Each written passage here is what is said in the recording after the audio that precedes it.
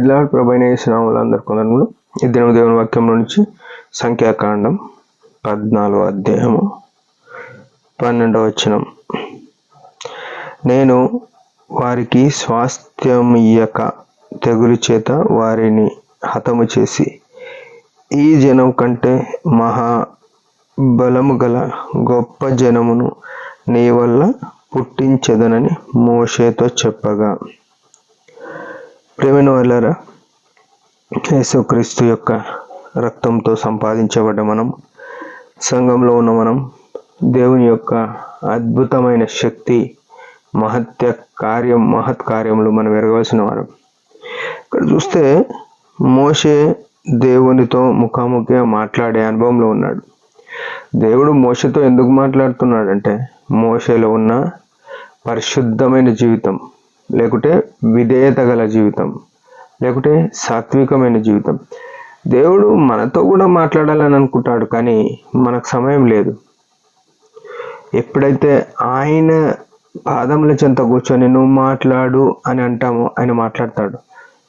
మనం ఎట్లా అంటే ఎవరు పిలుస్తారో చేరుకోవచ్చు, కానీ ఆయన ఎట్లా అంటే నీవే మాట్లాడు అంటే మాట్లాడతాడు. ఇక్కడ మోషే పక్షమున జరిగిన విషయం ఏంటంటే, ఇశ్రాయేలీయులు మనకు తెలిసిన వృత్తాంతాలు, దృష్టాంతాలు చాలా ఉన్నాయి. ఇశ్రాయేలీయులు తప్పిపోతూ వచ్చినారు చాలాసార్లు. అప్పుడు దేవుడు మోషేతో అంటున్నాడు ఏమనంటే, నీ వలన నీకంటే నీ వీళ్ళందరినీ చంపేషం చేస్తా, నీ జనము ఈ జనము కంటే మహాబలము గల గొప్ప జనము నీ వలన పుట్టిస్తా అని చెప్పినాడు. చూడండి, ఈ దేవుని యొక్క కోపము చూడాలి, దేవుని యొక్క ప్రేమ చూడాలి. దేవుని యొక్క కోపం ఏంటంటే, ఇశ్రాయేలీలు తప్పిపోతే 6 లక్షల మంది కాల్బలము, 6 లక్షల మంది పురుషులు ఉంటే 6 లక్షల మంది స్త్రీలు ఉండొచ్చు, వారి తల్లిదండ్రులు ఉంటే, ఇట్లా లెక్క పెట్టుకుంటూ పోతే బైబిల్ గురించి మాట్లాడిన వాళ్ళు చాలామంది 20 లక్షలు ఉంటారన్నారు. మనకు అది తెలియదు, కానీ 6 లక్షల మంది ఒకటే రోజు చంపగల సామర్థ్యం ఉన్నది. ఎంత భయంకరుడు అంటే, ఈ గొప్ప దేవుని దగ్గర మనం ఎంత భయభక్తులు కలిగి ఉండాలి, ఇది నేర్చుకోవాలి. మన మాట దేవుని సంఘంలో ఎట్లున్నది, దేవుని ప్రార్థన చేసేటప్పుడు ఎట్లుంది, దేవుని ప్రజలతో ఎట్లుంది, లేకుంటే సమాజంలో ఎట్లుంది, ఆయన చూస్తలేడు అనుకోవద్దు. మనం ఏడున్నా అంటే ఇంట్లో ఉన్నా, బయట ఉన్నా, సంఘంలో ఉన్నా, అరణ్యంలో ఉన్నా ఆయన చూస్తున్నాడు. కాబట్టి ఆయనకు భయపడి, ఆయన చిత్తం ఏదో, ఆయనకు నచ్చింది ఏదో అది మాత్రమే మాట్లాడాలి, అది మాత్రమే చేయాలి, అది మాత్రమే చూడాలి, అది మాత్రమే వినాలి. ఈనాడు వారం దినాలు ఆయనకు నచ్చనివి చేసి వారం నాడు వచ్చి ఆయనకు నచ్చినట్టు బ్రతుకుతామంటే ఆయన కృప చూపిస్తున్నాడు అంతే.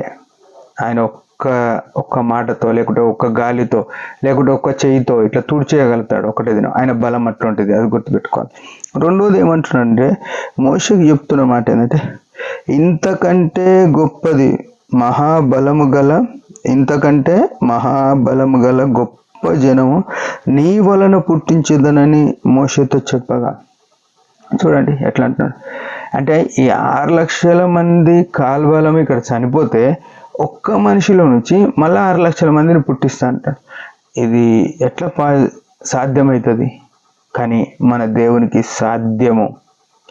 ఆయన సృష్టికర్త, ఆయన దేన్నైనా చేయగలుగుతాడు, ఏమైనా సృజించగలుగుతాడు, ఏమైనా ఆయన అనుకుంటే చేయగలుగుతాడు. ప్రియమైన వాళ్ళ, ఈ విషయం, ఈ బలము మోషే తెలుసుకున్నాడు. మోషే తెలుసుకొనే ఆయన బతిమలాడినాడు. ఏమనంటే, ఇంతమంది ప్రజలను తీసుకొచ్చి ఎందుకు ఇలా చంపుతావు ప్రభా అని బతిమలాడినాడు. కానీ మోషే గుర్తుపెట్టినట్టు మనం గుర్తుపడుతున్నామా? ఈనాడు ఆ బలమైన దేవుని దగ్గర ఆయన తగ్గి ఉన్నాడు. మనము బలమైన దేవుని దగ్గర మనం ఎట్లున్నామంటే, నా వలన పుట్టిస్తుంటే సరే వీళ్ళందరూ చంపేయని అని అంటాం. ఆయనే అందుకే నా ఇంట్లో మిక్కిలి సాత్వికుడు అని చెప్పి ఆయనకు పేరు తెచ్చుకోవాలని లేదు. మనకు ప్రతి దాంట్లో పేరే కనబడాలి. ప్రతి దాంట్లో నేను, నా మాట, నా అజ్మాయిష్, నేను, అహం, ఇది మనల్ని ఎంతో కృషించిపోయేటట్టు, లేకుంటే నశించిపోయేటట్టు చేస్తుంది. ప్రియమైన వాళ్ళారా, ప్రతి పరిస్థితిలో ప్రభువు యేసు తప్ప ఇంకొకరు కనబడదు మన జీవితంలో. మన ప్రతిదీ యేసు ప్రభు కొరకే ఉండాలి. అట్లున్నామా? అనేది ప్రశ్నించుకొని దేవుని మేము కొరకు జీవిద్దాం. దేవుడి మాట దీవించిన యొక్క చిన్న ప్రార్థన. పరమ తండ్రి యేసు ప్రభు నామములో వందనాలు. మోషే వలె మా జీవితం ఉన్నట్లు కృపని, నీ బలమును ఎరిగి నీ భయంకరమైన స్థితిని ఎరిగి జాగ్రత్తగా ఉన్నట్టు కృపనేమని యేసు ప్రభు పరిశుద్ధ నామములో ప్రార్థిస్తున్నాం తండ్రి. ఆమెన్. మీరందరి పరిచర్య గురించి భారంగా ప్రార్థన చేయండి. Praise the lord.